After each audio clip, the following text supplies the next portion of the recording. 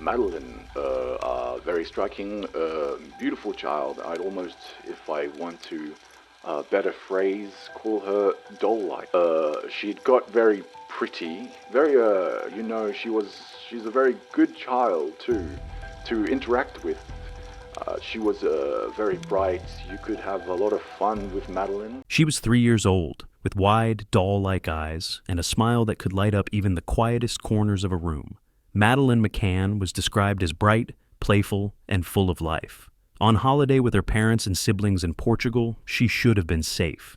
Instead, she vanished, and what followed was not only a desperate search, but nearly 2 decades of silence, suspicion, and unanswered questions.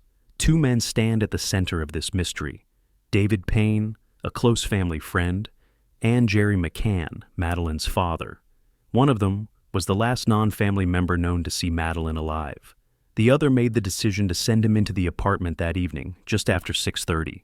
What seemed like a simple, harmless request has since become one of the most scrutinized details in the entire case. Why that man? Why that moment? And why has the truth remained buried for so long? This story is not just about the disappearance of a child. It is about a chain of choices, contradictions, and silences that formed a wall around the truth. Over the years, investigators have returned again and again to a narrow window of time, the hours between 6 o'clock and 10 o'clock on May 3, 2007. In those 4 hours, Madeleine disappeared. Witnesses contradicted each other, and friends aligned their stories so perfectly that it felt rehearsed. The result is a timeline that seems polished, yet strangely fragile, as if one missing piece could bring the whole structure down. And then there is the silence. Silence from Payne, who faded from public life after the case. Silence from the so-called Tapas Seven, the group of friends who never broke ranks. Silence even from Gerry McCann, who guarded the narrative with meticulous control but never addressed the disturbing testimonies linked to Payne. 18 years later, it is this silence that echoes louder than any statement. What happened in apartment 5A that evening? Why did Payne emphasize his version of events with such robotic precision? And why, even after witness accounts, forensic alerts, and troubling testimonies, has no one ever been charged? This is the story of an evening that changed everything. A story of collusion, control, and perhaps a cover-up that has lasted nearly 2 decades. On the evening of May 3, 2007, in the quiet resort town of Praia da Luz, the McCanns were settling into what should have been an ordinary holiday routine. Gerry McCann had a tennis session scheduled at the Ocean Club courts, a brief hour of relaxation away from the constant demands of parenting 3 young children under the age of 4. Before heading off, Gerry made a request, simple on the surface but haunting in hindsight. He asked his friend, David Payne, to stop by apartment 5A to check on Kate and the children. At first glance, it was a gesture of trust, a father asking a friend to make sure all was well at home. But what followed raised questions that investigators would never resolve. According to Kate's account, she had just stepped out of the shower when Payne arrived. Madeleine, 3 years old, along with her 2-year-old twin siblings, sat together in the living room in their pajamas, drinking milk and eating biscuits, vulnerable, unsupervised, and unaware of the dark shadow that would soon fall over their lives. The timing of Payne's visit was striking. He entered at the exact moment when Kate was least prepared, damp from the shower, the children momentarily unattended. What should have been a casual stop instead became a key focus in the investigation. Even more troubling were the conflicting accounts of why Payne had gone there at all. In one version, Gerry supposedly asked Payne to see if Kate needed help bringing the children down to the recreation area. In another, Payne claimed he merely popped his head in to say hello. In yet another, Gerry allegedly wanted him to ask Kate if he could extend his tennis session. 3 people, 3 different explanations, none of them consistent. These contradictions fractured the timeline. And when questioned later, Payne repeated his version with striking clarity and robotic precision. He emphasized again and again that the visit had been brief and uneventful. Investigators noted the pattern, his insistence on cementing this particular detail into the record. The more he repeated it, the more it sounded less like memory and more like a script. In genuine recollections, especially of chaotic or emotionally charged moments, details blur. People forget the order of events, mix up times, or remember fragments imperfectly. But Payne's story was too clean, too polished. The way he reinforced the 6:30 visit raised the uncomfortable possibility that his alibi was not a memory at all, but a carefully rehearsed narrative. And if it was rehearsed, the pressing question remains, who helped him write it? This was not just an innocent visit between friends. It became one of the most scrutinized and controversial moments of the entire investigation. For some, it was nothing more than bad timing. For others, it was the exact point where everything began to unravel. Looking back, what unsettles many observers is not just David Payne's visit, but the fragile circumstances surrounding it. By her own testimony, Kate McCann admitted that she left her 3 children alone in the living room while she showered. Madeleine was 3 years old, the twins barely 2. Each child had been given a biscuit and a glass of milk, left unattended with the risk of choking, spilling, or wandering. For a trained doctor like Kate, that decision baffled investigators. Was it simply fatigue, a moment of carelessness, or something that pointed to a larger pattern of misplaced trust? And then, the timing. Payne arrived just as Kate had finished showering, catching her at a vulnerable moment, with 3 small children left unsupervised. According to both of their later statements, the encounter was brief, but Payne recalled it with unusual clarity, repeating the same phrasing over and over, that it was brief and uneventful. His insistence on the normality of the moment made it anything but. Why emphasize the lack of significance unless there was something to hide? Investigators recognized the signs. In many cases where alibis are fabricated, the details are too polished, too rehearsed. Real memories stumble. They contain gaps, contradictions, the messiness of human recollection. But Payne's account was seamless, as though rehearsed beforehand. And when multiple versions of the story emerged, from Gerry, from Payne himself, and from others in the group, none aligned perfectly. Each version introduced a different reason for Payne's visit. The contradictions raised the possibility that the truth had been buried beneath a carefully managed narrative. What makes the 6:30 visit more troubling is its place in the larger timeline. If Payne was the last non-family adult to see Madeleine alive, then his presence inside that apartment carries enormous weight. Yet his account, and Gerry's decision to send him there, remain shrouded in ambiguity. Why, of all people, would Gerry ask David Payne? Especially when we later learn of disturbing testimonies that cast Payne in a far darker light. And so, what should have been a forgettable encounter between friends, one man checking on a family, has instead become the focus of suspicion. The strange timing, the conflicting stories, and the oddly rehearsed recollections all converge on this one moment. For years, this visit has stood like a fault line in the case, splitting the narrative in two. On one side, the official version, a harmless check-in. On the other, the suspicion that something far more sinister began that night, in that apartment, at that very hour. 2 years before Madeleine McCann vanished, another family encountered something so disturbing that it would stay with them long after their holiday ended. In September 2005, Doctors Catherine and Aurel Gaspar joined a group vacation in Mallorca with friends, including Kate and Gerry McCann, as well as David and Fiona Payne. It was meant to be a light-hearted trip, filled with dinners, laughter, and children playing together. But one evening, everything shifted. Catherine Gaspar recalled sitting between Gerry and David Payne during a casual patio conversation. Drinks flowed, the mood was relaxed, until Payne began referring to Madeleine in a way that stopped Catherine cold. As he spoke, he made a series of gestures, crude and inappropriate. Catherine could not be certain of his exact meaning, but the insinuation was unmistakable. In her own words, she felt shocked and deeply unsettled by what she had just witnessed. What made it worse was Gerry's reaction, or rather, his lack of one. Catherine looked to him, expecting some sign of disapproval, shock, or discomfort. But Gerry remained silent, showing no objection at all. That silence troubled her almost as much as Payne's behavior. Aurel Gaspar confirmed that he too saw Payne make similar gestures during that trip. He remembered the act as in very bad taste, and though he couldn't recall the exact words, the impression lingered with him. It wasn't just a joke, and it wasn't something easily forgotten. Both doctors were clear. This was not an isolated lapse of judgment.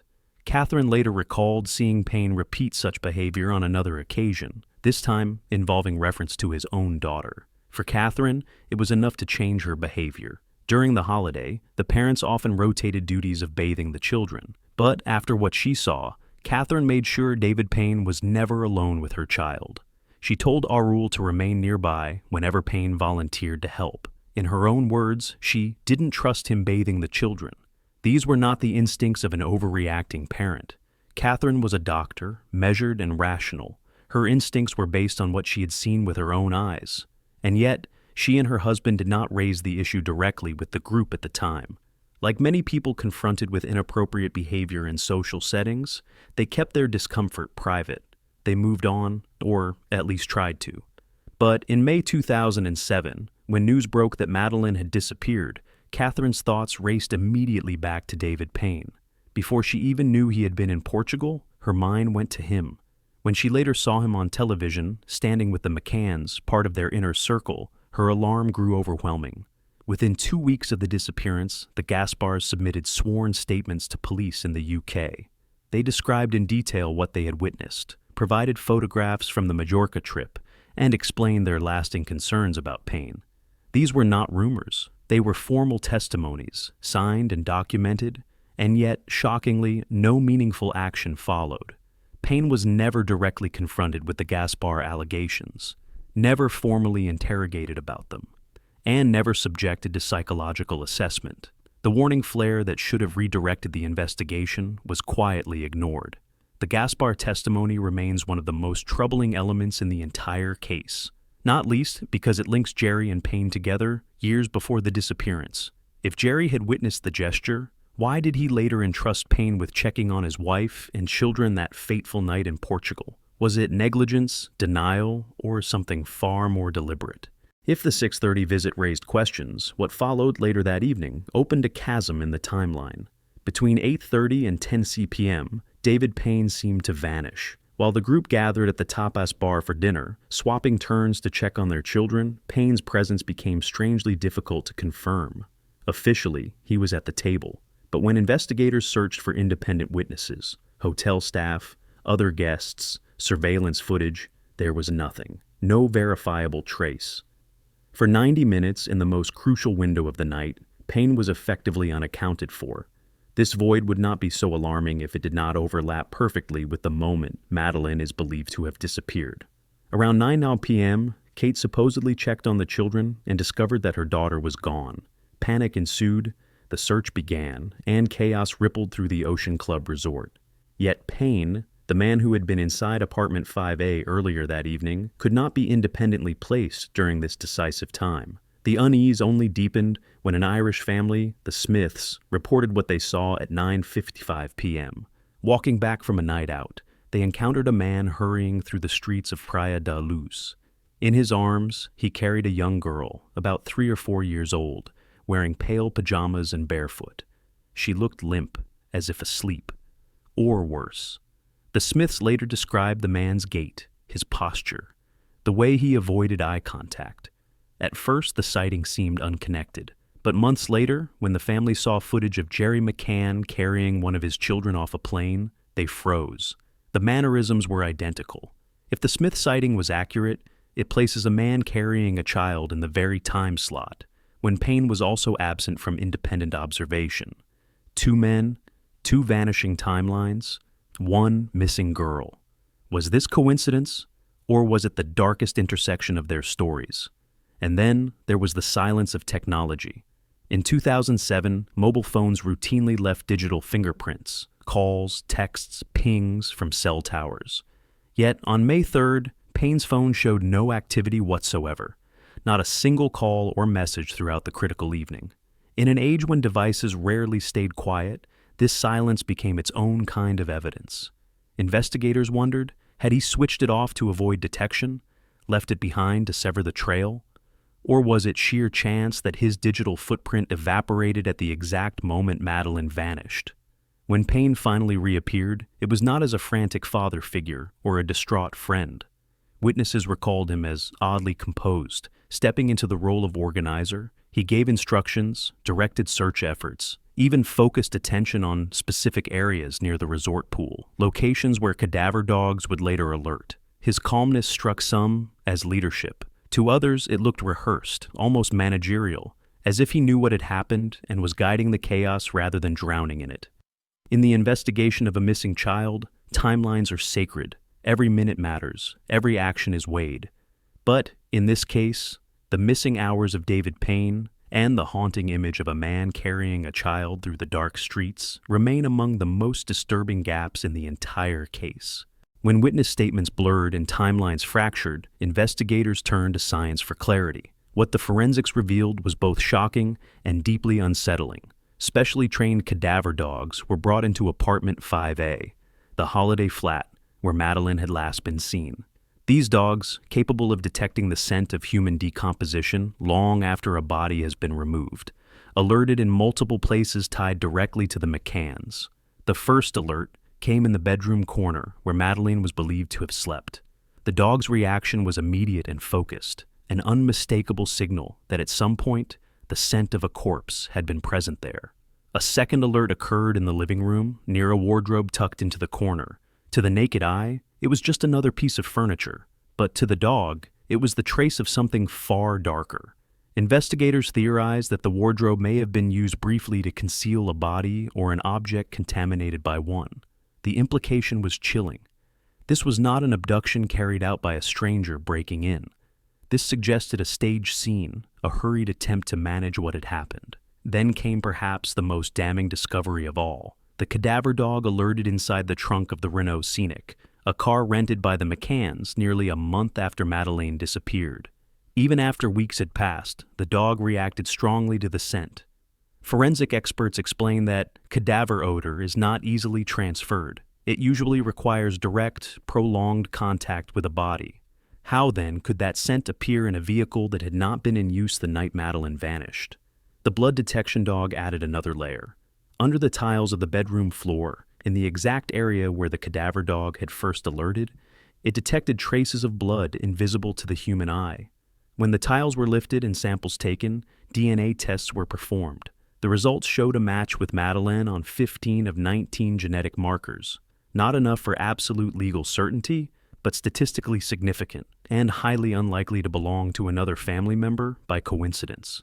What made these findings even more troubling was the lack of forced entry to the apartment. No broken locks, no shattered windows, no sign of an intruder. Whoever left those traces of blood and cadaver scent had not forced their way inside. They had been trusted, or already belonged there. It narrowed the possibilities to two categories: the McCanns themselves, or someone they had invited in. And that brings the focus back to David Payne. On that evening, aside from Gerry and Kate, Payne was the only adult male with verified access to the apartment just before Madeleine disappeared. He had been inside, alone with the children and Kate, around 6:30. Later, the very spaces he entered became the sites of damning forensic alerts. Science does not speak in absolutes. But when dogs react, when DNA aligns, and when timelines leave voids, investigators cannot ignore the patterns. The evidence suggested that Madeleine's disappearance was not a clean abduction, but something far more complex, and perhaps far closer to home. When Madeleine disappeared, the world expected her parents to break down, to crumble under the weight of grief. Kate McCann often appeared fragile in public, her voice trembling, her eyes swollen from tears. Gerry McCann, however, was different. From the earliest hours, his demeanor was calm, almost calculated. To some, it looked like strength. To others, it felt unnatural, even rehearsed. Witnesses present in those crucial hours noticed it immediately. While panic gripped the resort, Gerry was composed. He did not stumble over words, nor did he display the chaotic desperation one might expect of a father whose daughter had just vanished. Instead, he took a step back, allowing Kate to lead emotional appeals while he managed the situation from behind the curtain. Observers described him as in control, not in shock. As the days unfolded, this pattern solidified. Gerry became the gatekeeper of information. He liaised with lawyers, hired professional PR advisors, and ensured that every media appearance followed a carefully crafted script. Press conferences were organized with military precision. Questions that strayed too close to uncomfortable topics, like the timeline inconsistencies or the Gaspar testimony about Payne, were dismissed or redirected. Far from being overwhelmed, Gerry seemed to be running a campaign.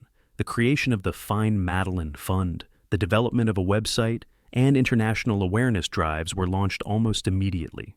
On the surface, these were the actions of desperate parents. But to seasoned investigators and journalists, the speed, structure, and strategy raised red flags. It looked less like raw grief and more like controlled narrative management. Even more unsettling was Gerry's silence on specific issues. He never addressed the Gaspar testimony, despite allegedly being present when Payne made disturbing gestures about Madeleine 2 years earlier. He never explained why Payne, of all people, was entrusted to check on Kate and the children on the night of May 3rd. And he never provided clarity about his own movements in the crucial hours, relying instead on the synchronized accounts of the Tapas Seven.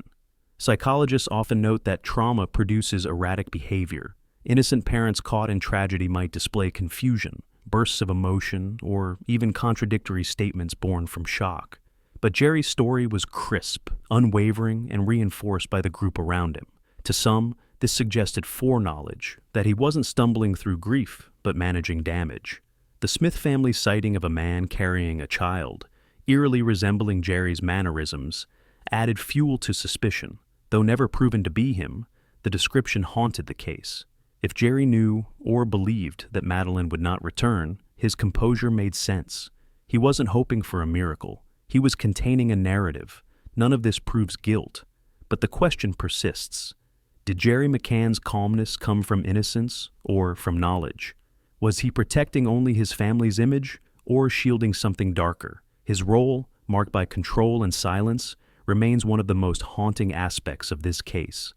In any investigation with multiple witnesses, one expects contradictions. People remember events differently. Stress fragments, memory. Yet among the Tapas Seven, the group of friends dining with the McCanns on the night Madeleine vanished, there were none. Their statements aligned with eerie precision. Each detail, each timestamp, each fragment of narrative reinforced the others like interlocking pieces of a carefully designed puzzle. For investigators, this was not a sign of truth. It was a warning. Genuine recollections are messy. Perfect stories often mean rehearsal. The Tapas Seven's unity, unchallenged for nearly 2 decades, became one of the greatest mysteries of the case. Consider what was at stake for them. These were not ordinary holidaymakers. Most were doctors or professionals, people whose careers depended on reputation and credibility. To admit they had left toddlers alone in an unlocked apartment each night while drinking and dining could have meant public outrage, professional disgrace, and possibly charges of child neglect. The safest path was solidarity. By presenting a story of responsible parents checking on children every 30 minutes, they could shield themselves from scandal. But the silence goes deeper. When Dr. Catherine Gaspar's testimony surfaced, describing Payne's inappropriate gestures about Madeleine in 2005, none of the Tapas group publicly acknowledged it. Not even Gerry, who had allegedly been present when the gestures were made. No one asked, "Is David Payne safe around children?" No one voiced a flicker of doubt. Instead, their silence was absolute. Why? Some argue it was loyalty, the bond of friends who could not betray each other. Others believe it was fear. If one spoke out, the entire structure might collapse, exposing not only negligence but perhaps darker truths. Silence then became a form of protection, both for themselves and for one another. There is also the possibility of unspoken pressure. In cases of institutional scandal, church abuse, hospital negligence, even police corruption, silence often arises not from direct threats but from mutual understanding. Once one person's secret becomes intertwined with another's reputation, loyalty bends into complicity. You don't expose me, I won't expose you. It is a fragile equilibrium, but a powerful one. The Tapas Seven maintained this equilibrium flawlessly. No leaks, no public fallouts, no second thoughts voiced in the press. For nearly 20 years, their story has remained frozen in place, as though time itself could not touch it. For investigators, this unity was not a mark of truth. It was a wall built from fear of prosecution, fear of reputational ruin, or perhaps fear of a darker reality that no one dared bring into the light. And so, silence became their bond. Whether born of loyalty, fear, or complicity, it has endured longer than the search for Madeleine itself. Until one of them speaks, the questions will remain. Was this silence simply a shield against negligence charges, or was it something far more dangerous? A pact to bury a truth too terrible to confront. Nearly 2 decades have passed since the night of May 3, 2007, when Madeleine McCann vanished from apartment 5A in Praia da Luz. Her face still lingers on posters, her name still evokes headlines across the world. And yet, despite global searches, police investigations, and countless media reports, not one person has been charged, and not one definitive answer has been given. What remains instead is silence. The silence of David Payne, who slipped quietly from public life after the case and has never returned to address the disturbing allegations against him. The silence of Gerry McCann, who managed the narrative with relentless control but never confronted the troubling testimonies that linked his friend to inappropriate behavior years earlier. The silence of the Tapas Seven, who, despite inconsistencies and suspicions, never broke ranks, never contradicted one another, and never allowed doubt to escape into the open. It is this silence, more than anything else, that haunts the case. Science raised questions. Cadaver dogs alerted, blood was found.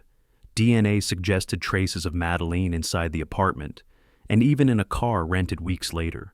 Witnesses raised questions about Payne's visit at 6:30, about the man carrying a child through the dark streets of Portugal, about the lack of verifiable alibis.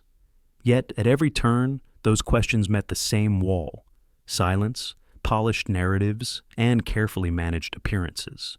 Perhaps that is why suspicion has never faded. Because when details are too perfect, when stories are too synchronized, and when those closest to the truth remain so unwaveringly quiet, the public instinctively feels that something is wrong. Innocent people make mistakes in their accounts. They contradict each other. They falter under pressure.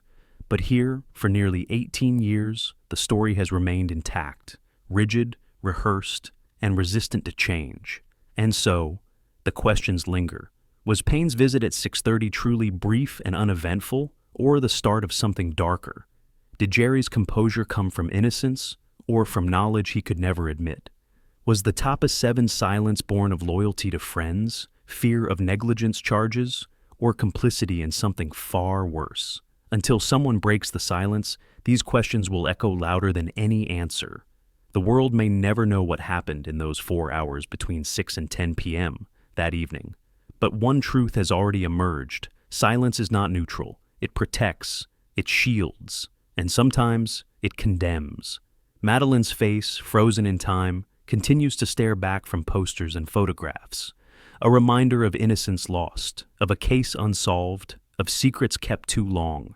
And behind her eyes lies the unspoken question that no investigation has yet answered. Not just who took her, but why the people closest to her have remained so quiet for so long. Until the silence is broken, the mystery of Madeleine McCann will remain less a story of disappearance than of collusion, control, and a cover-up that refuses to fade.